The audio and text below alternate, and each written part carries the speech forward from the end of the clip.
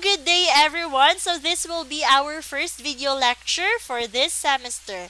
Now, our first module is entitled Partnership. But before we go on to our first lesson, let us first define what is partnership. Partnerships are a popular form of business because they are easy to form and because they allow several individuals to combine their talents and skills in a particular business venture. In addition, partnerships provide a means of obtaining more capital than a single individual can obtain and allow the sharing of risks for rapidly growing businesses. Partnerships are particularly common in the service professions, especially law, medicine, and accounting.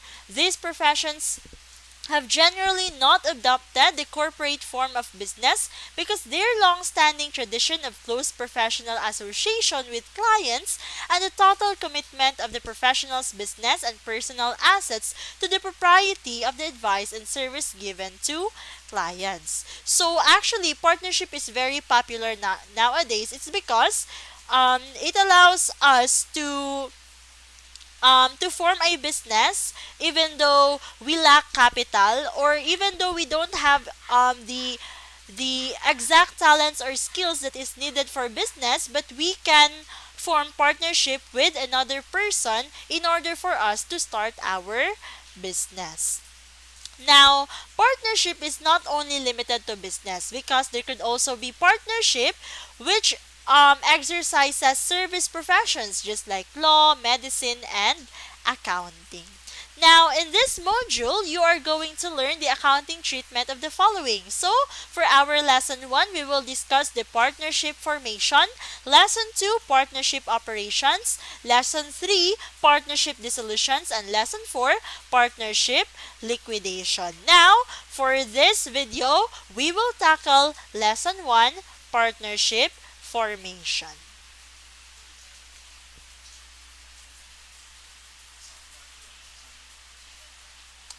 Now let's start with partnership formation. Now at the end of the lesson, you will be able to first define partnership, second, make journal entries for partnership formation, and third, compute for total assets and liabilities at the time of formation. Let's start with the definition of partnership. So this definition is according to the Civil Code of the Philippines, Article 1767. In a contract of partnership, two or more persons bind themselves to contribute money, property, or industry to a common fund with the intention of dividing the profits among themselves. Two or more persons may also form a partnership for the exercise of profession. Now, what are the characteristics of partnership? So, first of all, the first characteristic of partnership is mutual contribution. So, this is the reason why more people form partnership instead of forming business in a sole proprietorship. It's because if we form partnership, we can combine our capital. So if we needed more capital for our business, then we can invite other people to form partnership with us in order to start our business. So in a partnership, there must be mutual contribution. And take note that the contribution of a partnership is not only limited to the money or property, but a partner could also contribute his industry or services to the business. So, if one person contributes either money, property, or industry, then he can become a partner. Next is division of profits or losses. So, aside from dividing the profits of the business, the partners also divide all the risks and losses that the business may encounter. In the case of loss, it is less burdensome to the partners because they are dividing the burden. They are dividing the losses. Unlike if we are to form a sole proprietorship and in case we incur a loss, we get all the burden because we are the only owner in a sole proprietorship. But in the case of partnership, we can divide all the losses. Also the same with the profits. Now take note class that no there should be no rule that one partner shall be excluded from the profits of the partnership. Okay? It should always be that all partners must be given their share of the profits of the business. Okay, so there should be a division of profits or loss. So that is included in the definition of the partnership, in which the partnership or the partners has the intention of dividing the profits among themselves. The next one is co-ownership of contributed assets. Now take note, class, that by the time that you contributed your assets to the business, it is not only your ownership alone, but rather it is the ownership of the partnership, meaning you and your partners are already the owner of that certain asset that you contributed. So once a partner contributes his money or property, then it will already be the ownership of all the partners in a partnership. Now, next is mutual agency. Now, each partner has an equal right to act for the partnership and to enter into contracts binding upon it as long as he acts within the normal scope of business operations. Each partner is a principal as well as an agent of the partnership. Now, mutual agency means that each partner could act in behalf of the partnership. So, say for example, if in the partnership business, one partner purchases raw materials. Say for example, one partner purchases raw materials from the supplier, so it doesn't need um, the approval of all the partners is not needed anymore. It's because each partner is an agent of the partnership. So one partner can decide whether to buy the raw materials or not to buy the raw materials. So that is what we mean by mutual agency. Again, each partner can act in behalf of the partnership. But take note, class, that it is only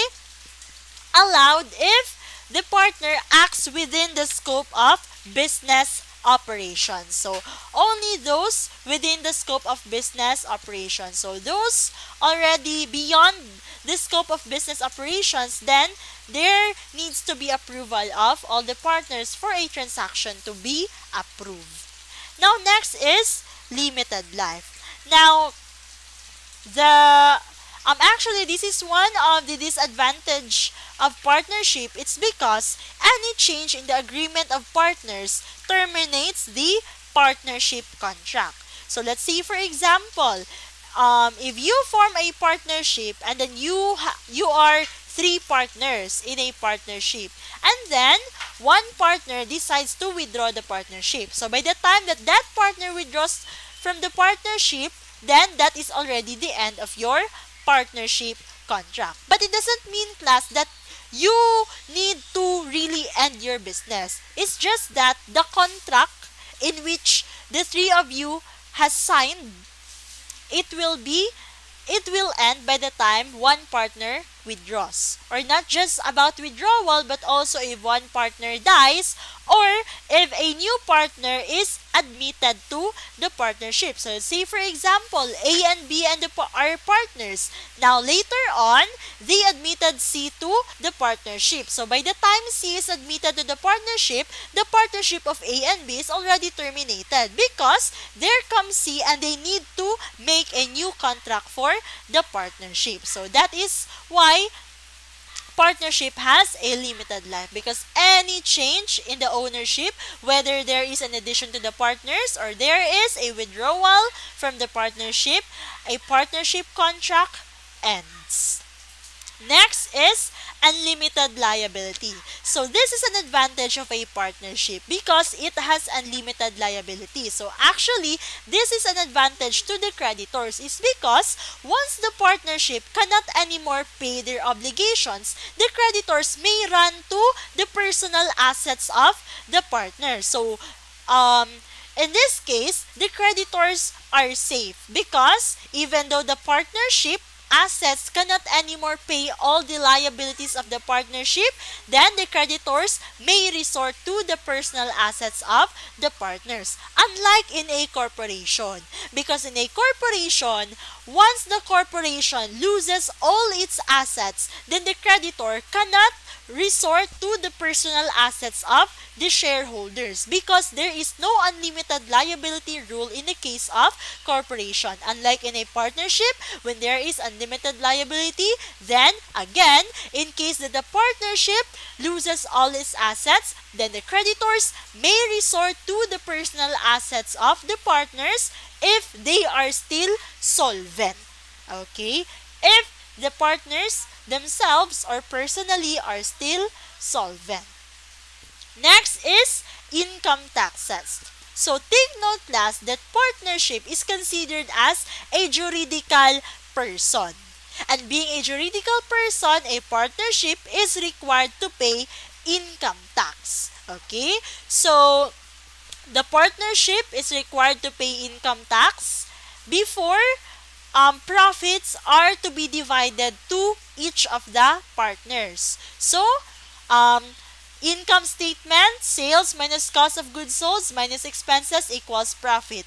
Minus the income tax, then the net profit will then be distributed to the partners. Okay, so partnership, just like a natural person, partnership, being a juridical person, is taxable. Next, partners' equity accounts. So one characteristic of partnership is that unlike the sole proprietorship which only has one equity account, in a partnership, there are as many equity accounts as there are partners. So if there are two partners, let's say A and B are partners in AB partnership, then our partners' equity accounts are A capital and B capital. We also have withdrawal, A withdrawal, and B withdrawal. So again, in a partnership, there are as many equity accounts as there are partners. Alright, now let's proceed to formation. Now, how do we form a partnership? A partnership is formed in any of the following structure. First is that two or more persons form a partnership for the first time. So, it is still the very first time of two persons to enter into a business. So, by that time, they are going to invest their money, property, or services to the partnership. The second one is a person already in business may invite an individual to form a partnership. So this is in the case where there is a sole proprietor, okay, and that sole proprietor is already conducting his business, but he decided to convert his sole proprietorship business to a partnership, so he decided another person to be in partnership with him. And by that time, the books of the sole proprietorship of that first partner is either to be continued for the partnership or to be closed, and then for the partnership they are going to make a new book. Okay, so that is again person already in business. So that person already has his assets and liabilities in the business, and then he invites somebody to enter into a partnership with him, and that new partner will contribute either money, property, or industry to the partnership. And the last one is two or more sole proprietors may form a partnership. So, this is in the case where there is one sole proprietor who is already conducting his business and another sole proprietor who is already conducting his business, and they combine. Okay? That is partnership.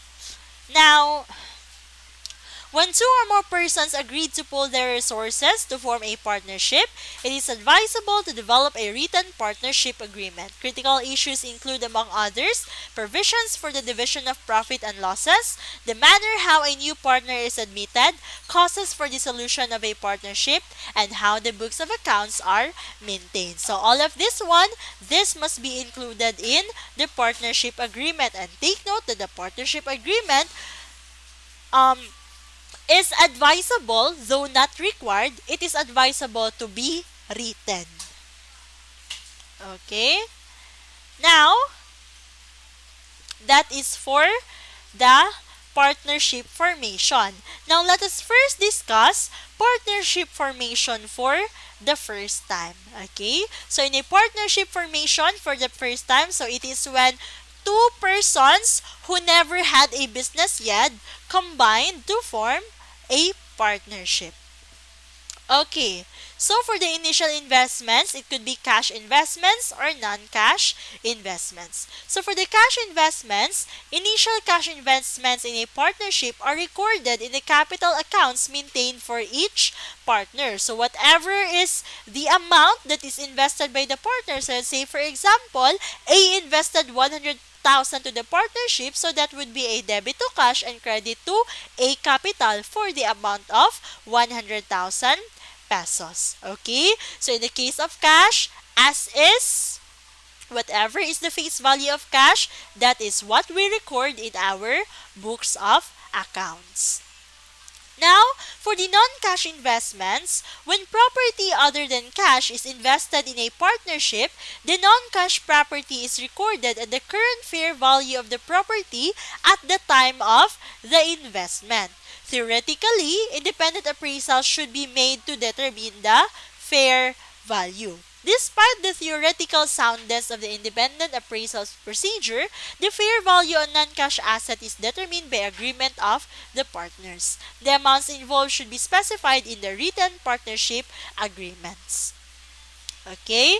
So take note plus that a partnership being a contract in which the partners has their will or has their free will to include whatever to set a rule whatever they want, as long as it is legal, then they can set whatever they want. Just like in this case, in which whatever is the agreement of the partners as to the value of the property that is to be recorded at the time of initial investment, that must be followed. Okay? Now, let us try to answer the first illustration.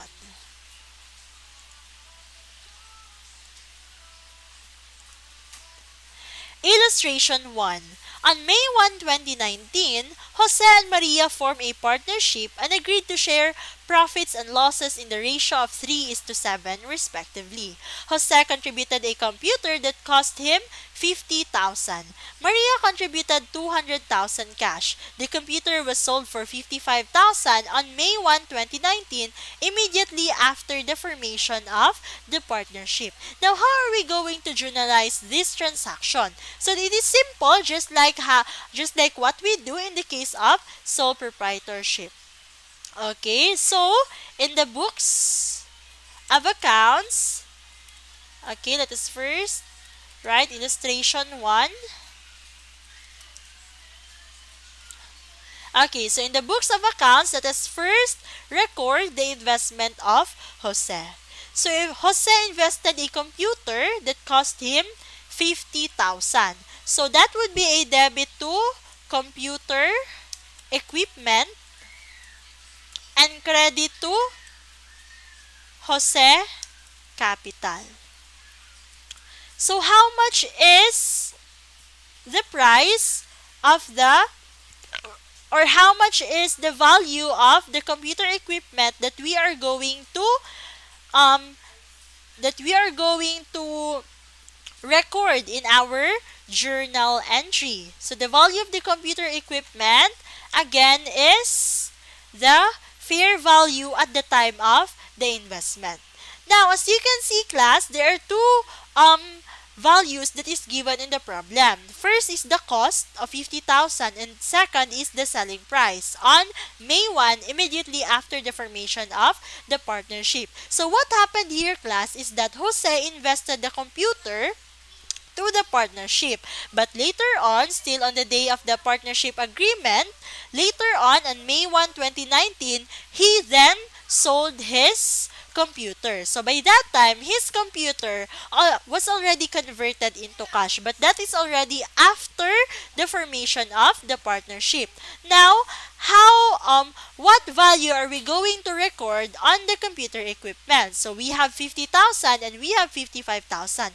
Now take note, class, that the 50,000 cost here is already a historical cost. So this means that Jose has bought this computer for 50,000 pesos already. Let's say he could have bought it 2 years ago or 3 years ago. So that means that um, however old is this computer, no matter how old is this computer, this 50,000 is already irrelevant. Because what are we going to record in the computer equipment is its fair value of the property. So what is the more reliable measurement of the computer? So that is, as you can see here, the computer was sold for 55,000.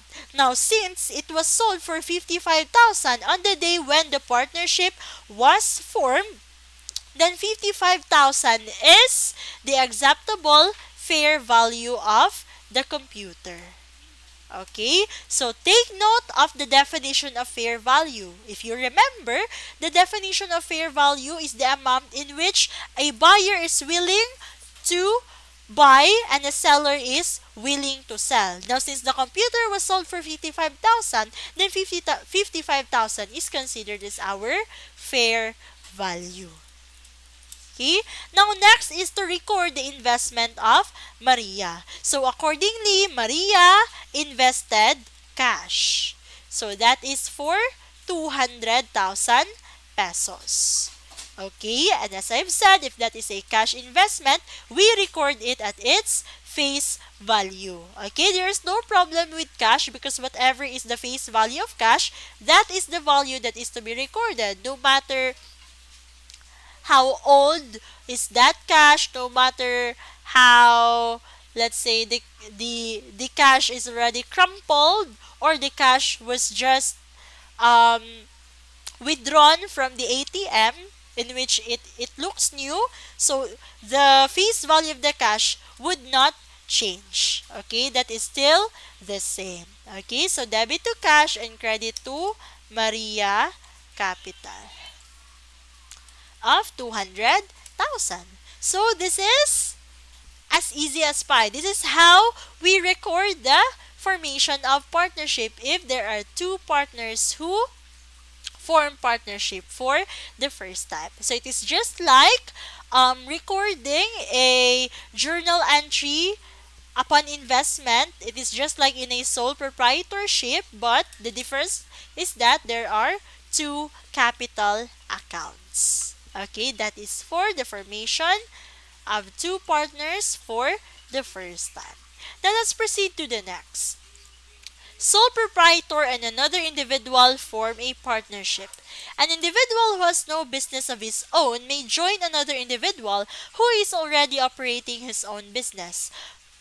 Under this type of formation, both the assets and liabilities of the sole proprietor are transferred to the newly formed partnership. Normally, the partners agree on the revaluation of some of the assets before the transfer. The journal entries to record this type of formation will depend on whether the books of the sole proprietorship are to be used for the newly formed partnership or new books are to be opened. Okay, so sole proprietorship and another individual form a partnership. So this is in the case where there is one partner who already has an ongoing business and a new individual who has no business yet joins the business. Okay?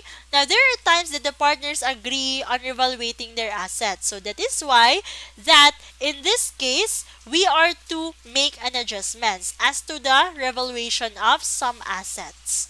Okay? And the rule should also be considered as to whether the books of the sole proprietorship will be retained. So that means that the books of the sole proprietor will be retained for the partnership, or they're going to open new books for the partnership. So this they will already close the old book of the sole proprietor. Now let's start. Sole proprietorships books are retained for the partnership. So what are we going to do if the book of the sole proprietor will be retained for the partnership? Meaning they will not make, or they will not open a new book for the partnership. The sole proprietorships books will be continued. So what are we going to do is first to adjust the assets and liabilities of partner 1 to their fair market values as agreed by the partners. Adjustments are to be made to his capital account. So before we record the investment of the new partner, we first have to adjust the assets and liabilities of the first partner who has an existing business. We must adjust it to its fair market values. It's because if you remember, we are to record our investment in their fair market values. Now, since this partner already has an existing business, has his own financial statements already, then it is possible that the assets and liabilities recorded in the financial statements were not updated to their fair market value. So that is why we have to adjust. And it is also stated above that the partners may agree on the revaluation of some of the assets before the transfer, and after that we are going to record the investment of partner 2. Now, how about if the new books are open for the partnership? So the first case is when we are to continue the books of the sole proprietor, while in the second case, new books are to be open for the partnership. So what are we going to do? Now, first is on the part of the books of sole proprietor. So first, we must not forget to still adjust the assets and liabilities according to the agreement. And such adjustments must be made to the capital account. Now, after we adjust all the assets and liabilities to the capital account, then we are to close the books of the sole proprietor. And then open new books for the partnership. So for number 1, record the investment of partner 1. That is his assets and liabilities of his existing business. And we are going to add the investment of partner 2, which is a new individual with no existing business.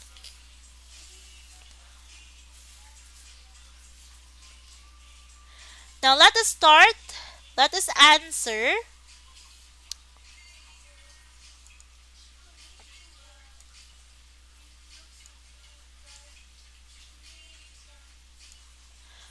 Okay, let us answer the second illustration.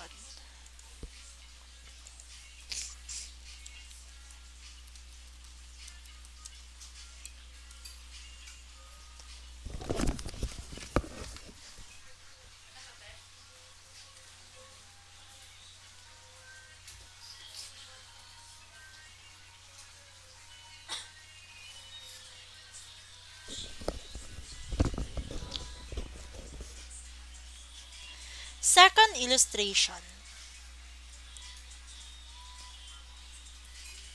The statement of financial position of Pedro Castro on October 1, 2013 before accepting Pablo Bunag as his partner is shown below. Pedro Castro, statement of financial position, October 1, 2013. We have here the assets of Pedro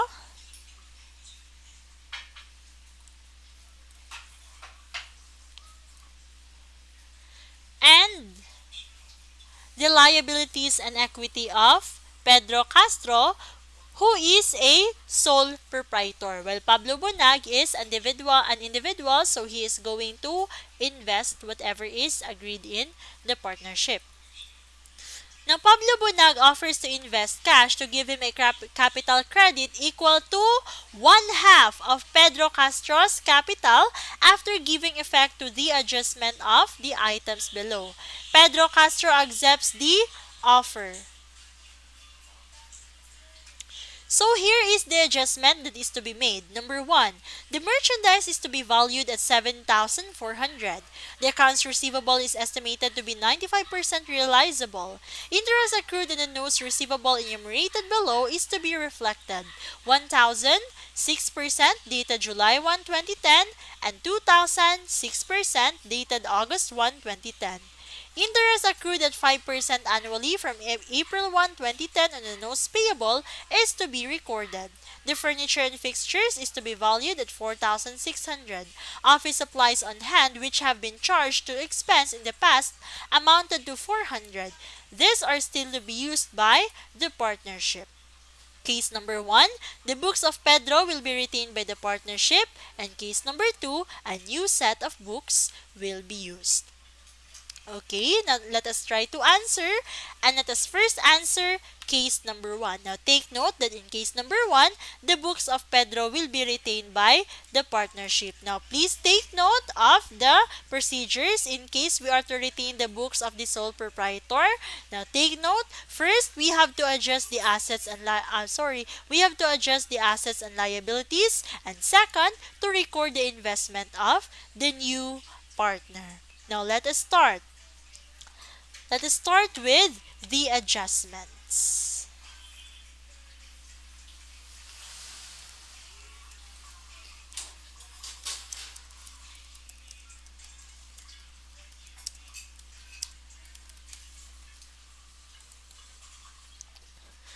First,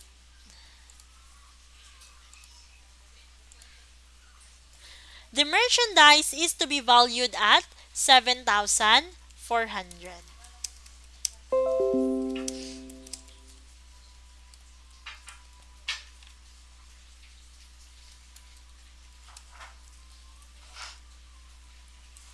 Okay, the merchandise is to be valued at 7,400. So let us see. The merchandise here is 8,000. Since it is to be valued to 7,400, so meaning there is a decrease in the merchandise inventory. So we are going to deduct the merchandise inventory by crediting the account title. Okay, so from 8,000 to 7,400, that is a deduction of 600. Now, where do we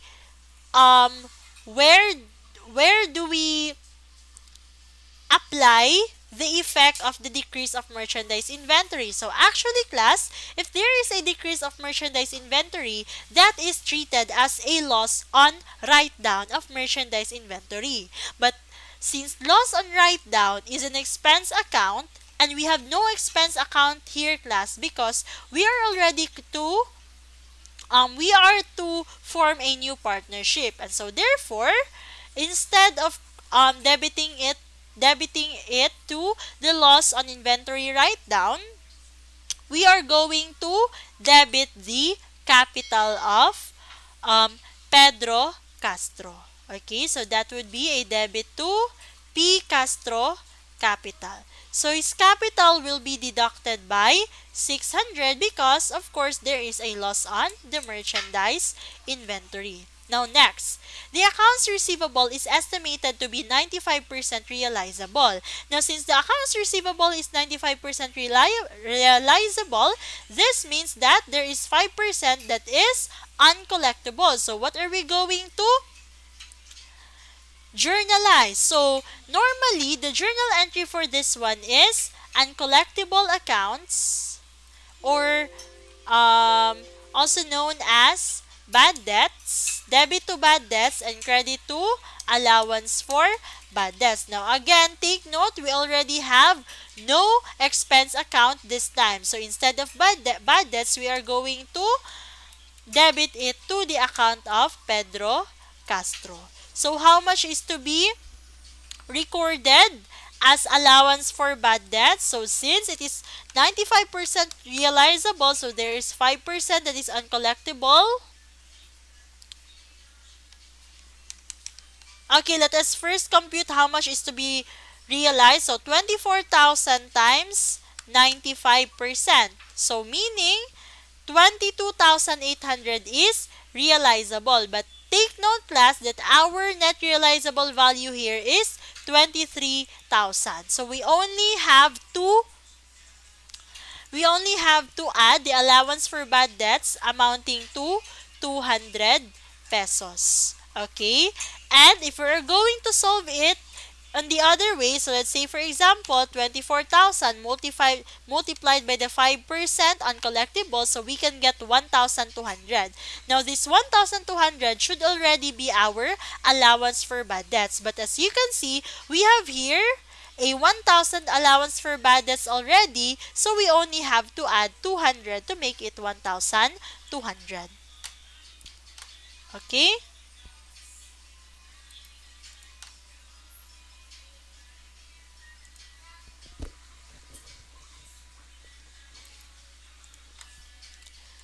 Now next, interest accrued on the notes receivable enumerated below is to be reflected.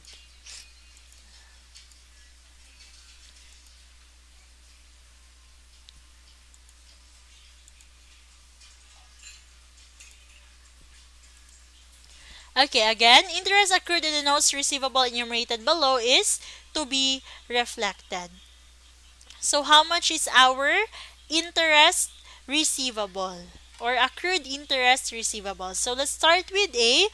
We have 1,000 pesos, 6% dated July 1, 2010. Okay, so since this is still 2010 and this year it is already October 1, 2013, then we are going to um, accrue the interest on notes receivable from January 1, 2013 to October 1, 2013. So that would be a debit to accrued interest receivable. And instead of crediting to interest income, since again we already have no income and expense account, we will use the Pedro Castro capital. Okay, so how much is that? That would be 1,000 times 6%. Now, take note that the 60 pesos is already good for 1 year. But, um, we are still 9 months, okay, for 2013. Because, 2013 started with January 1. But, we are still on October 1, 2013. So, that is still 9 months. Okay, we are going to count, let's count January and then February, that is first is February 1, second March 1, third April 1, fourth May 1, fifth June 1, sixth July 1, seventh August 1, and 8th September 1, and 9 October 1. So that is 9 months. So 1,000 times 6%, that is 60 times 9 over 12. So we can get 45 pesos as our accrued interest receivable. And next, for the letter B, that is accrued interest receivable, debit and credit to, of course, P. Castro capital. So how much is that? Since it is dated August 1, 2010, so it is still the same. No? 2,000 times 6%. And then, since it is still October 1, 2013, so times 9 over 12. So, we have 90 pesos as our accrued interest receivable.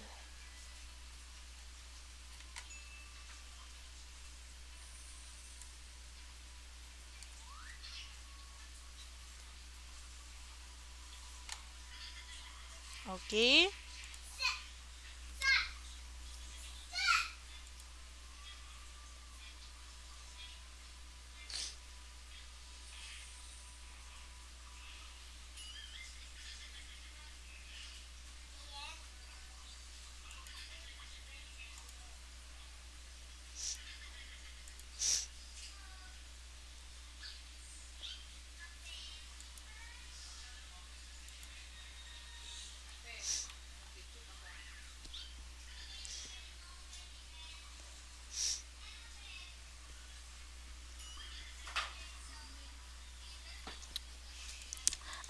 just have to um re recompute. Okay, let us recompute the interest for the first and second one. Okay, so for the first one, we will not start with January 1, but rather we will start with July 1. Okay, we will start with July 1 to October 1.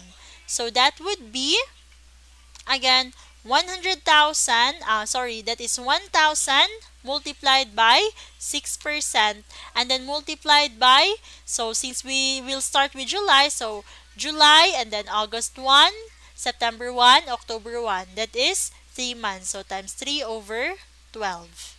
Okay, that is 15.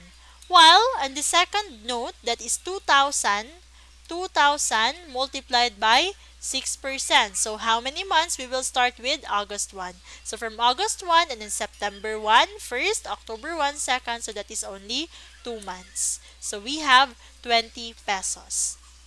Okay, we will not start with January 1, but rather we will start with July 1 and August 1. Okay, now next, interest accrued at 5% annually from April 1, 2010 on the notes payable is to be recorded. Okay, so there is a 5% interest of the notes payable that is not recorded. So that would be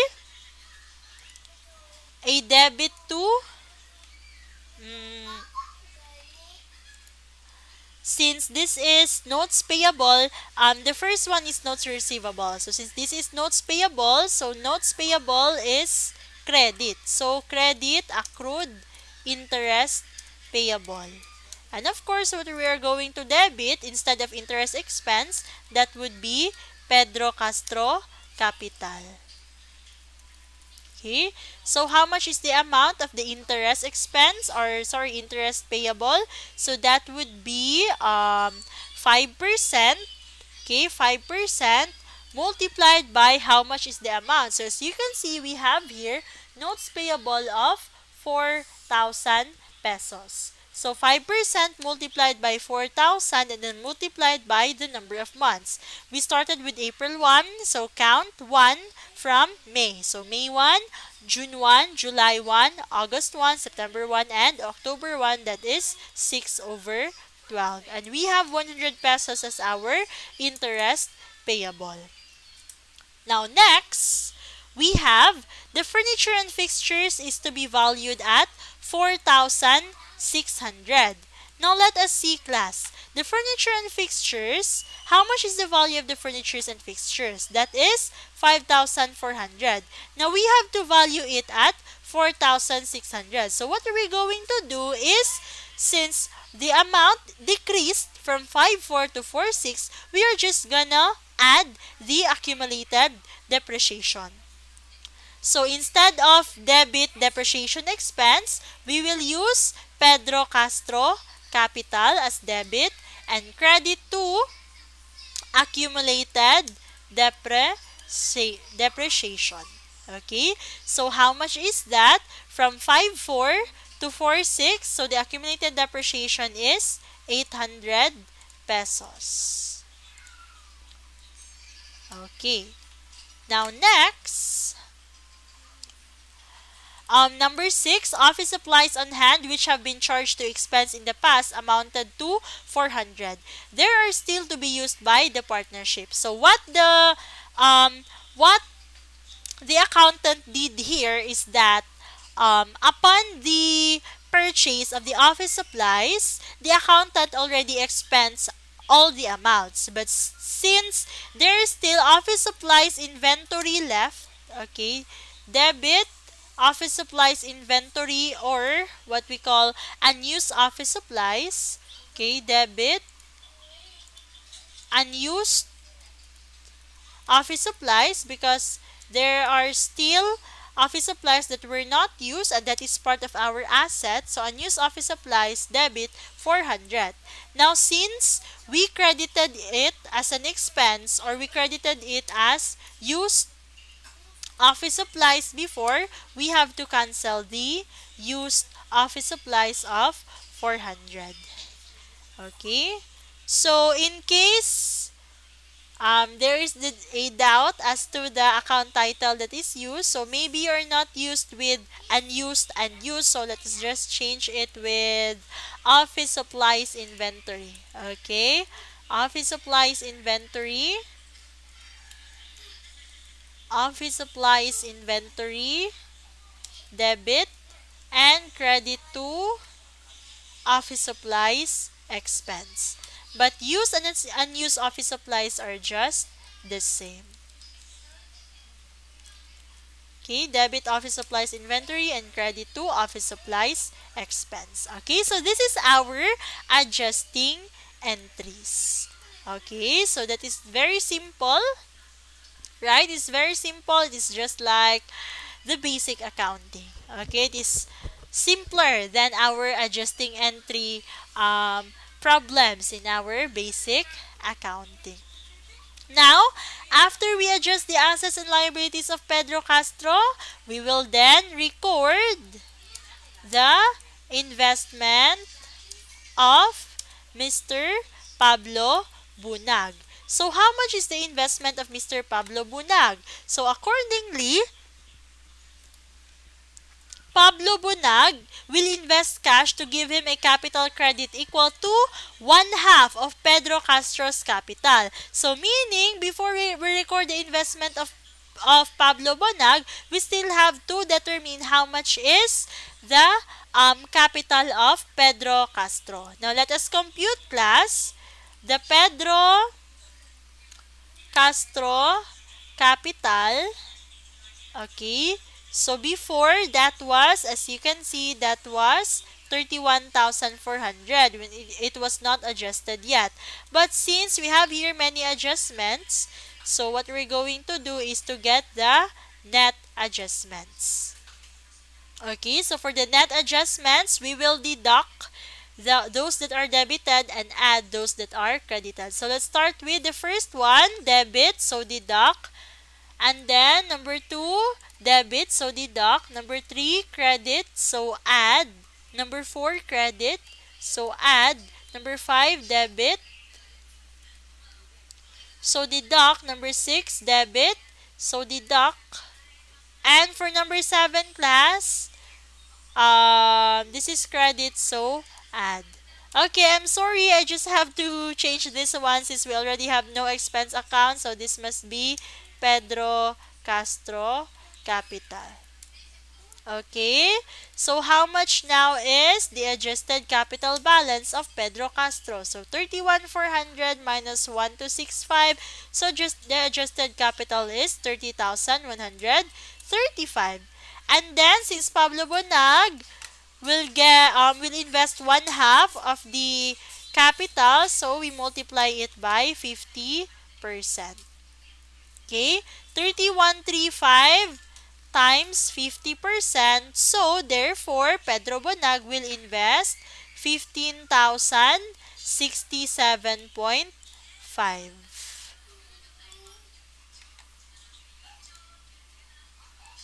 Okay, 15,067.5. So that would be a debit to cash and credit to Pablo Bunag capital.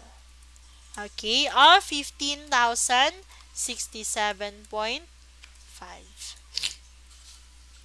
Alright, so this is how we record the um the partnership, or this is how we record the formation of partnership of Pedro Castro and Pablo Bonag. Okay, so this is still the case 1 where the books of Pedro will be retained by the partnership.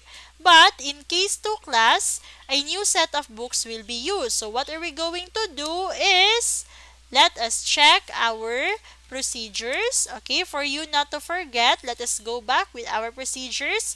Now, in case when new books of the partnership are to be used, then first adjust the assets and liabilities according to the agreement, and then close the books. And in the books of the new partnership, we record the investments of both of the partners. Now, class, in case number 2, Okay, I'm going to encode here case number 2, but Ow. Case number 2, but in the case of adjustments class, in the case of the adjustments, I will not encode it anymore because it is just the same with what we made in case number 1. Okay, so just copy. This is just the same with case number 1. Okay, so our additional journal entry here is only the closing of books. Okay, so close the books of Pedro. Alright, now to close the books of Pedro. So of course all the assets will be credited and all the liabilities and equity will be debited. Now let us look at the statement of financial position. Let us start with our liabilities and equities. So we have there notes payable and then accounts payable. The notes payable amounts to 4,000, accounts payable 10,000. We also are to close Pedro Castro Capital. Okay, and if you remember, we already have our adjusted balance which is 30,135. Now next is to credit all the assets. So um credit to cash 6,000, credit to notes receivable. So I guess it is better to copy this one. Okay, I just copy it.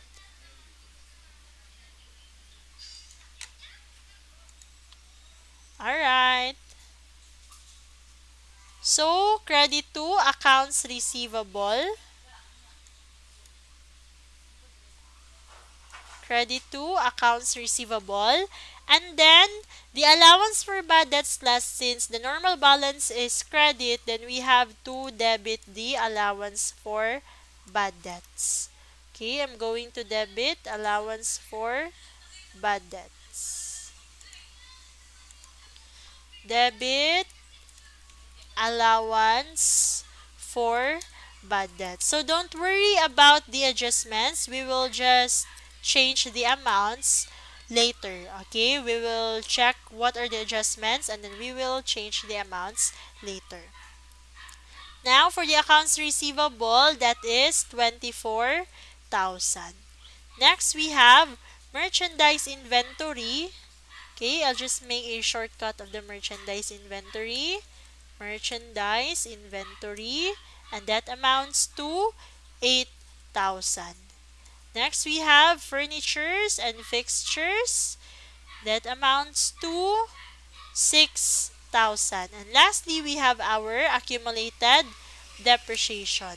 So since the normal balance of accumulated depreciation is credit, then we have to debit it in order to close the accumulated depreciation. So, debit, accumulated depreciation, amounting to 600. Okay, so after this one class, we will check if ever there are adjustments. Now, let's start with the first adjustment. So, for the first adjustment, we adjusted merchandise inventory by 600. So, there is a decrease by 600. So, our merchandise inventory should now be 5,400. Okay. Now, next is our allowance for bad debts is increased by 200. So, this is now 1,200. Next is there is an additional accrued interest receivable. So, actually, there is 15 and 20. So, that is 35. So, we will credit the accrued interest receivable. That is 35 pesos. Okay. Next is our accrued interest payable, since that is a liability. So, to adjust, we will debit. Okay. Accrued interest payable, that amounts to 100. Next is accumulated depreciation. Accumulated depreciation should be added by 800 pesos. So, accumulated depreciation, 600 plus 800, that is 1,400. And lastly, class, we will add office supplies inventory of 400 pesos. So, since the office supplies is debit in its normal balance, to close it, we have to credit office supplies inventory. Okay, office supplies inventory, and that amounts to 400 pesos.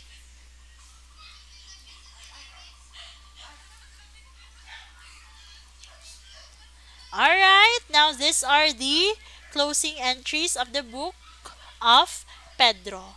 Now, after we close the book of Pedro, we will now transfer to the books of the partnership. Okay? So, this one here, class, is the books of Pedro. Okay, this is the books of Pedro. Now, this one here is the books of the partnership. So, what are we going to record is first, record the investment of the first partner and record the investment of the second partner. Right? Now, to record the investment of the first partner, so we just have to reverse whatever we wrote here. Okay? So, to reverse, debit everything that we credited and credit everything that we debited.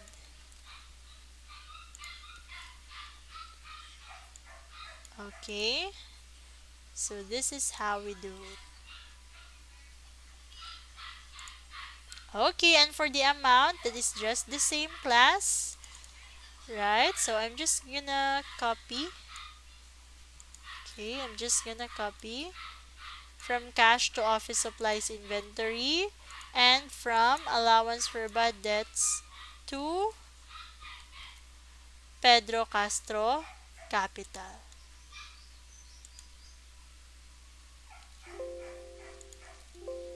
Oh, alright. Okay, so this is our journal entry in the books of the partnership.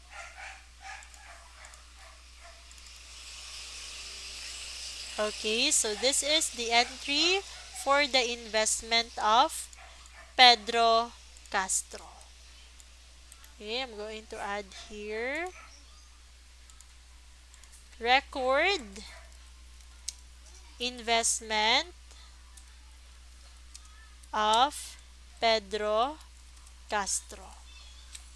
Okay, now how about the investment of Pablo? Okay, record the investment of Pablo.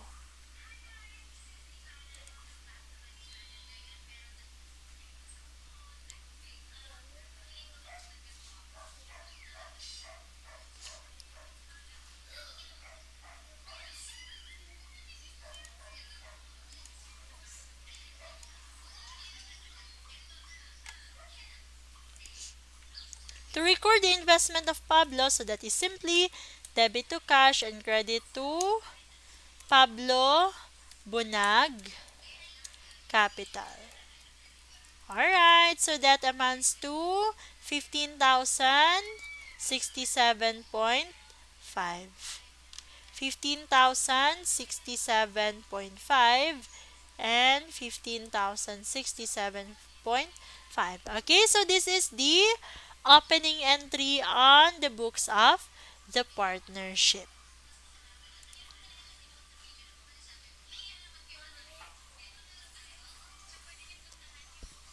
Okay, so that is all for sole proprietorship and other individual form a partnership. Okay, now we still have the last one. Okay, this is two proprietors form a partnership. Now, the accounting procedures described in the preceding section are also applicable when two or more proprietors join together to form a partnership. There should be an agreement on the determination of the partners' interest in the new partnership. It is also important that the partners agree on the values of the assets to be assigned and liabilities to be assumed by the partnership. Books of one of the sole proprietor may be used for the newly formed partnership, or a new set of partnership books may be used. So this is just the same with our previous illustration, in which the books to be used could be the book of the it could be the existing book of the sole proprietor or new books for the partnership. Okay? So, we have here, what if the books of partner 2 are used as the partnership book? So, what would be the procedures? So, for the books of partner 1, adjust the accounts, and then the adjustments are made to the capital account, and then after that, close the books. And for the books of partner 2, adjust the accounts, and then record the investment of partner 1. Okay, he's adjusted assets and liability.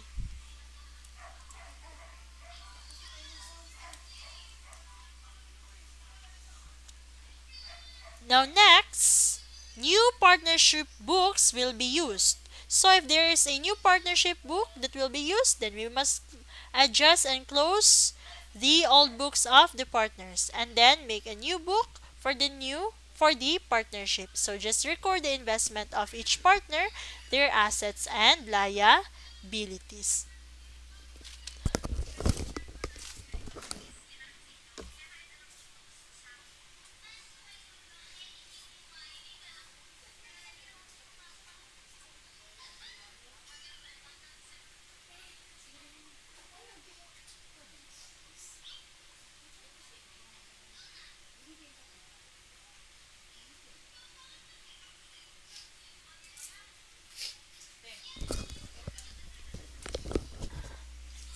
Illustration 3.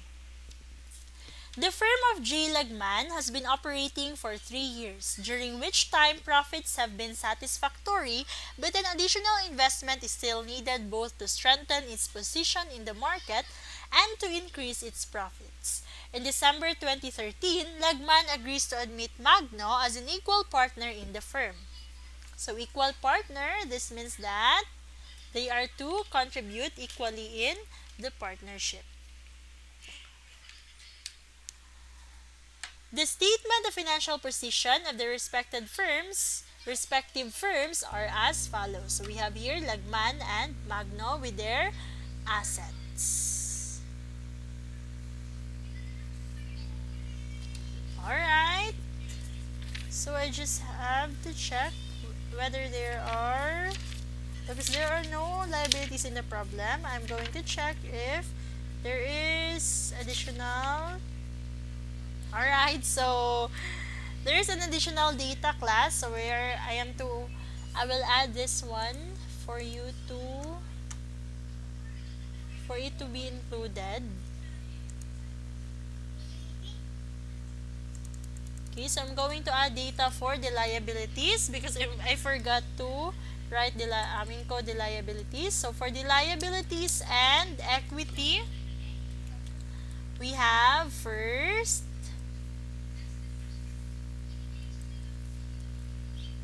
we have accounts payable, notes payable. Okay, notes payable.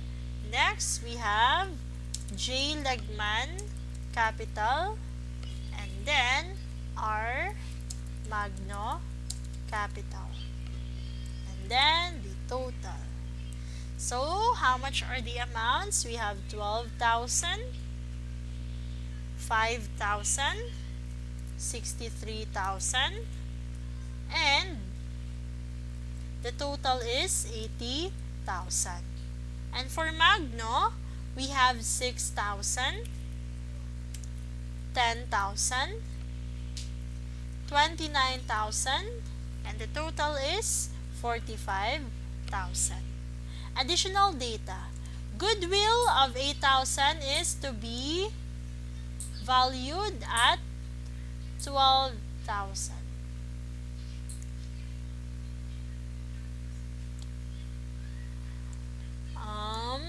Magnus notes payable. Magnus merchandise is to be valued at 12,000. Magnus notes payable have unrecorded 300 accrued interest. Lagman is to set up an allowance for bad debts equal to 1% of its accounts receivable, and Magnus accounts receivable is to be valued at 12%, though transferred gross to the new firm. Next is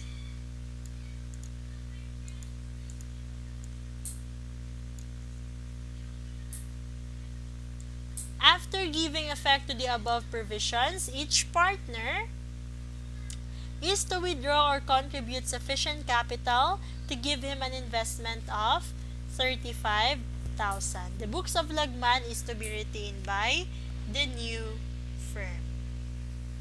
Okay, so let us answer the problem. So this is illustration 3. Okay, illustration 3.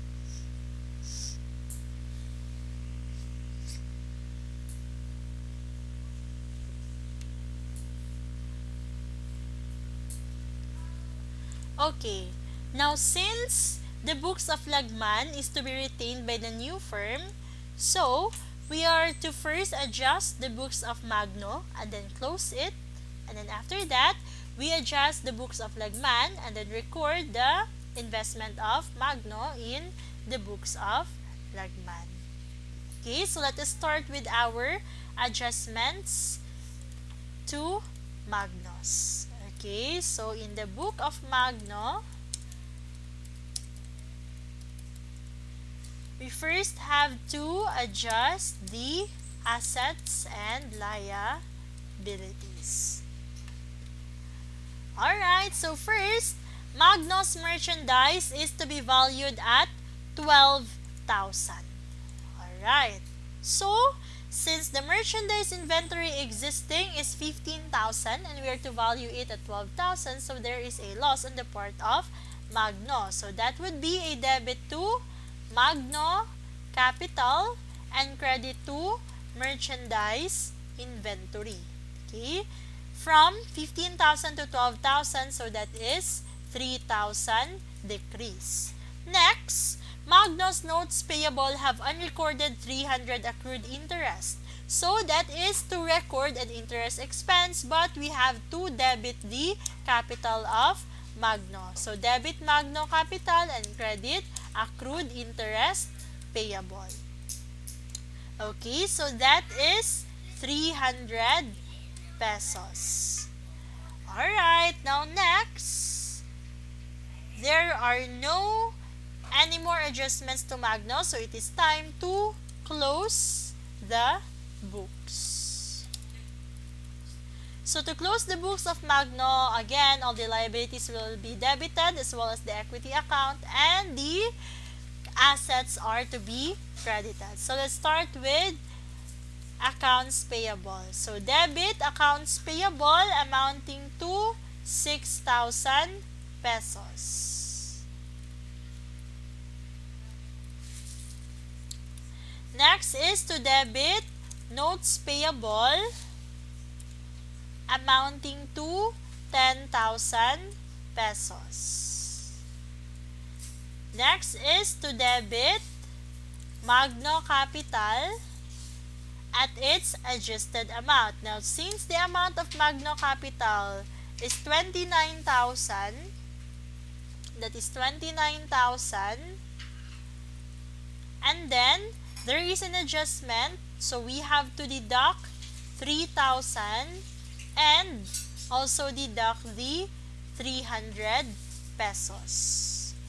Okay, so we have 25,700 as our adjusted capital. Okay. Aside from that, we also have to add this one. Okay, we forgot to add the Magno's accounts receivable is to be valued at 12,000, though transferred gross to the new firm. So there should be an additional allowance for doubtful accounts in our adjustments. Okay, so just add this one. Debit to Magno capital and credit to allowance for bad debts. Okay, so to be valued at 12,000 from 13,000 to 12,000, so there is 1,000 allowance. So we are gonna add here the allowance for doubtful accounts. So debit allowance for bad debts amounting to 1,000. And in the case of Magno capital, there is an additional deduction of 1,000. So this is now 24,700. And then to close the assets, we credit cash, credit accounts receivable, credit merchandise inventory, credit equipment, and credit other assets. Alright, now for the cash, there is no adjustment, so that is still 5,000. Okay, 5,000. For the accounts receivable, that is still 13,000. But for the merchandise inventory, we have 15,000 and we are going to deduct the 3,000. For the equipment, we still have 3,000 and for the other assets, we have 9,000 pesos. Now, there is additional account title here which is accrued interest payable, and we have to debit the accrued interest payable. So debit accrued interest payable amounting to 300 pesos. Now class, let us check if our journal entry is balanced. Okay, so let us get the sum.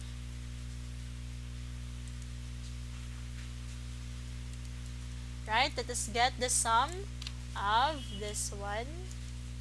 Okay, so that is 42,000, while this one here, okay, that is still 42,000. So both our debit and credit are balanced. Okay, so class, this is to close the books of Magno.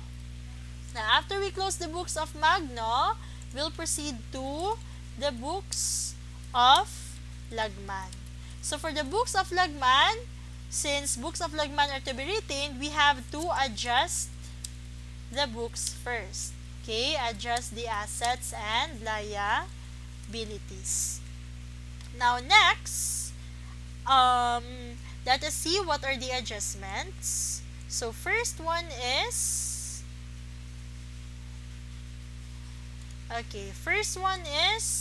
goodwill of 8,000 is to be allowed to lagman. So that would be a debit to goodwill of 8,000. Okay? Another is, lagman is to set up an allowance for bad debts equal to 1% of his accounts receivable. Okay, so by this time class, I'm going to make one journal entry for all the adjustments. Okay, since there are only two adjustments for lagman, so I'm going to make it a one journal entry. So that would be debit to goodwill, and since there is an allowance for bad debts, so I'm gonna add allowance for bad debts, which is 1% of his accounts receivable. Okay, 1% of accounts receivable, since that is 21,000 times 1%, so we are to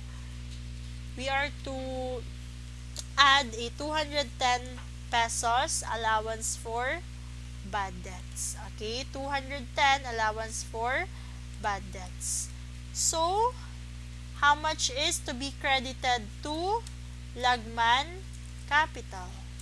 Okay, that is 8,000 minus 210. So, we have 7,790 is our credit to lagman capital. Okay, so this is how we adjust the assets and liabilities of lagman. And the next one is to record the investment of Magno. So just simply reverse our journal, our closing entry in the books of Magno. Okay, next, record the investment of Magno. So that is debit to cash and until the other assets. Okay, for the merchandise inventory, this should be 12,000 pesos. And then for the liabilities to equity, we also have to credit. And for Magno Capital, that should be 24,700. Okay, so this is how we record the investment of Magno. Okay, so if you remember, it is only up to here. Okay, our procedure is only up to here, up to the recording of the investment. But take note, class, that there is an additional agreement by the partners. Now, after giving effect to the above provisions, each partner is to withdraw or contribute sufficient capital to give him an investment of 35,000. So, as what I have said, lagman agrees to admit Magno as an equal partner. So, meaning they should invest equal capital. Now, to have an equal capital, they must have total investment of 35,000. So, if the investment of one partner is in excess of 35,000, then that partner should withdraw. But if one partner, the investment of one partner is below 35,000, then that partner must add additional investment. Now, let us see. For Magno, we have 24,700, while for lagman, okay, as you can see in the problem, the capital of lagman is 63,000, right? So, 63,000, and then there is an additional 7,790. So, we have to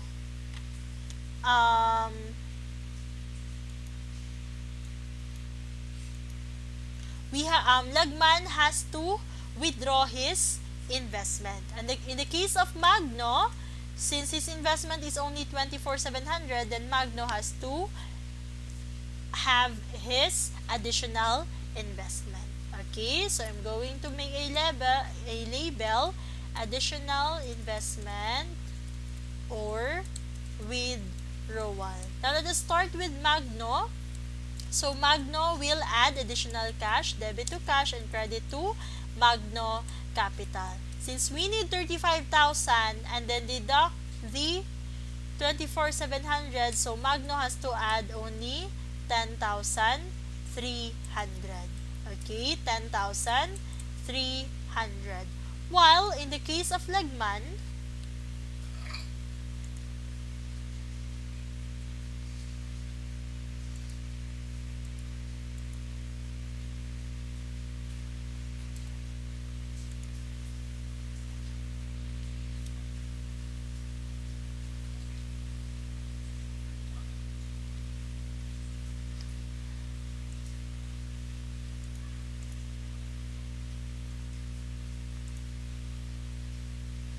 alright, so in the case of Lagman, Lagman will withdraw his excess investment.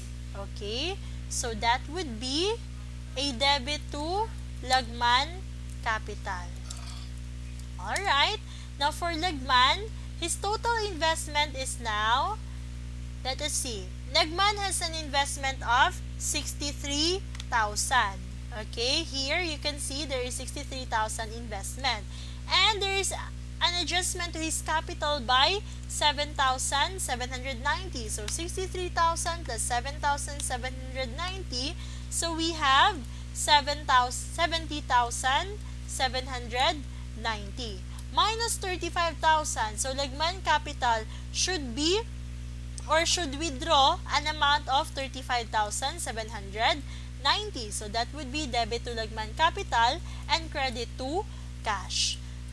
Of how much? So that should be 35,790. But before we credit this cash, let us check if how much is our total cash, because our cash could be insufficient for the withdrawal of Lagman. So let us see how much is our combined cash. So we have here cash of 8,000 and 5,000. So our cash is actually 8,000.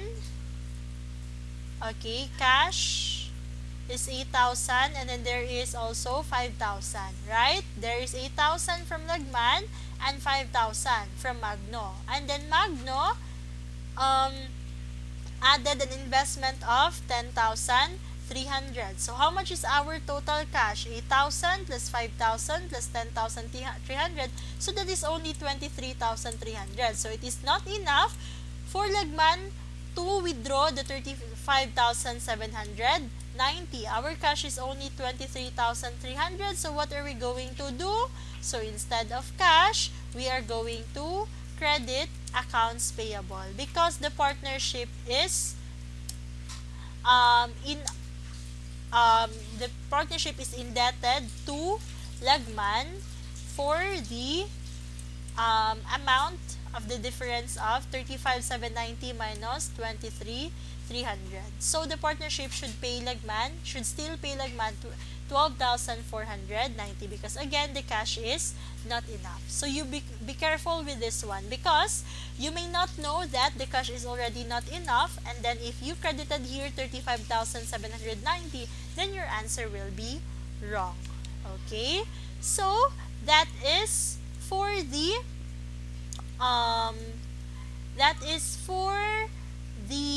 two proprietors formed a partnership. Okay, so that is all for our partnership formation. Alright, now before we end this video, I am to discuss first our lastly, I'm going to discuss our pre-test. Alright, so the partnership formation here is only number 1, so I'm going to discuss number 1. Alright, so for the pre-test,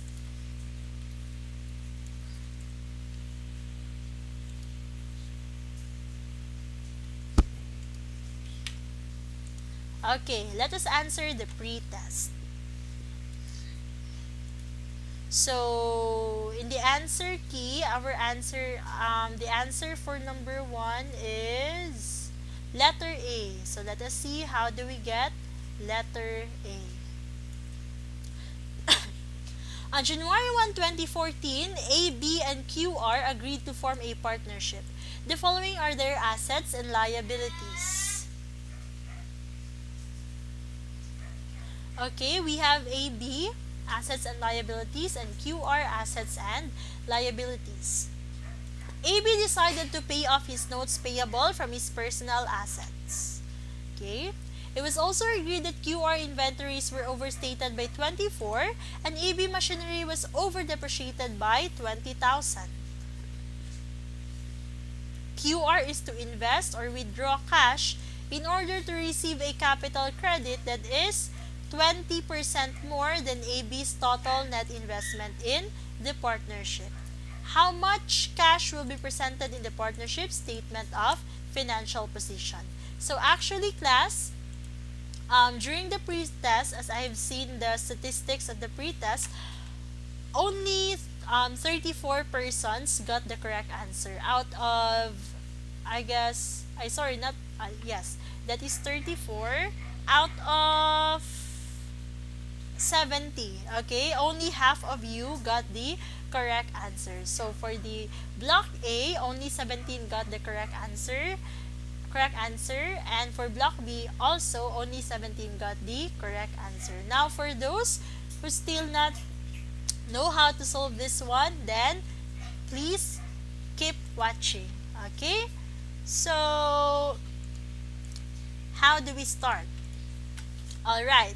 So since AB decided to pay off his notes payable class, so the notes payable of 140,000 will not be assumed by the partnership anymore. Okay, because this will become part of the personal liabilities of AB. Okay, for QR, the inventories will be adjusted, and for AB again, the machinery will be adjusted. Okay, now let us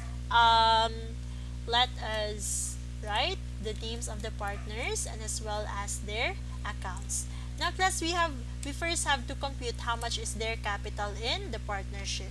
So we have cash, accounts receivable, inventory, machinery, accounts payable, and notes payable. Okay, so for AB, we have 136,000. Okay.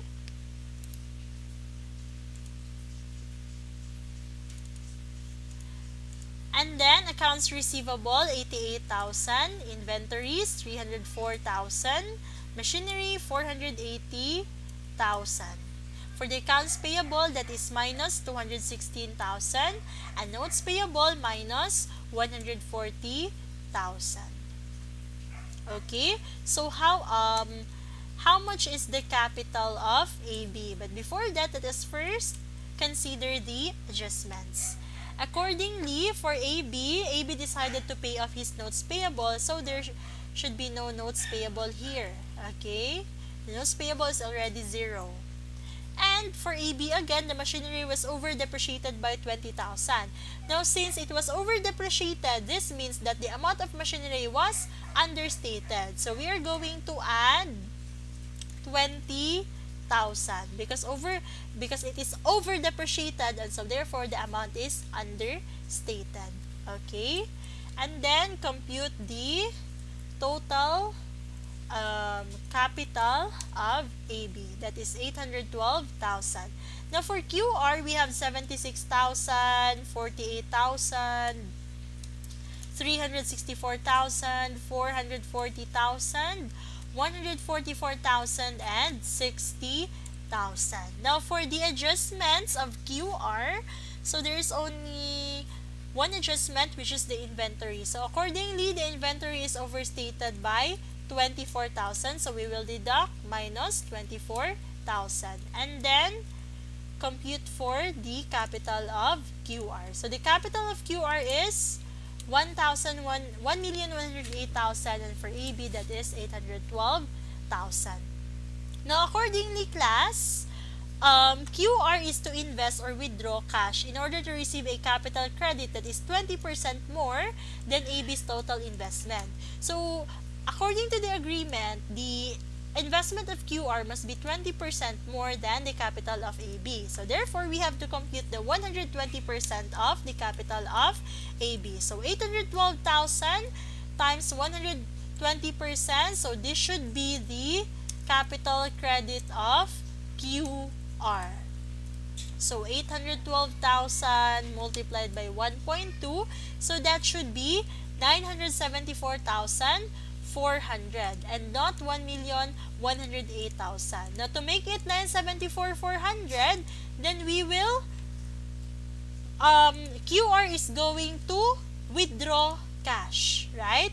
So 1,108,000 minus 974,400.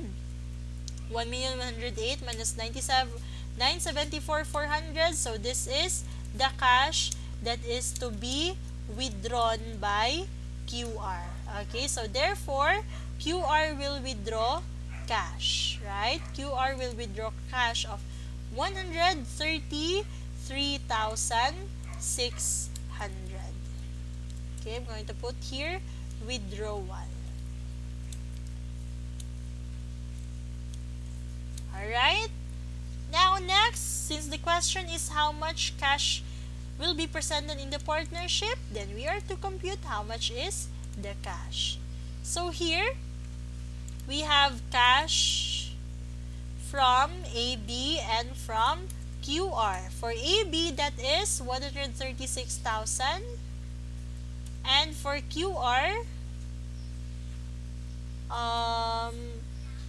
that is 76,000. Oh.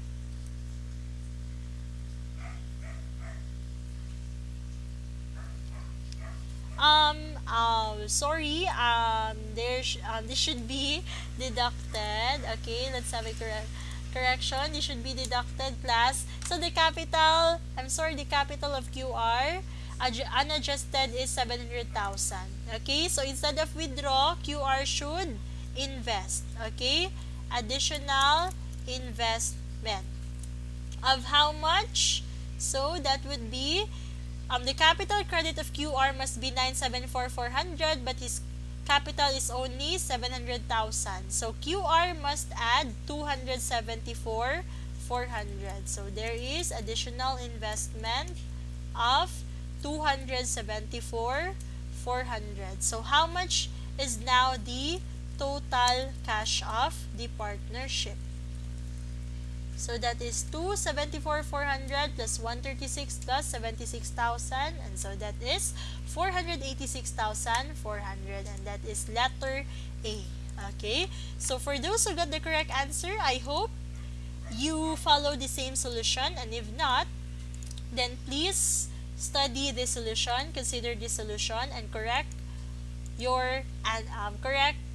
your own solution. Okay, and for those who did not get the correct answer, then still please study this solution.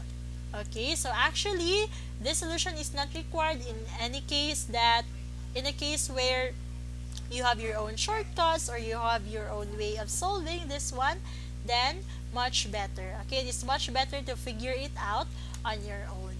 Alright, so I guess that would be all for this video lecture. Okay, so that would be all for this video lecture. I hope that you understood my discussion well, and in case you didn't, then you may ask during our video conference. Now, thank you for watching this video, and see you on our video conference.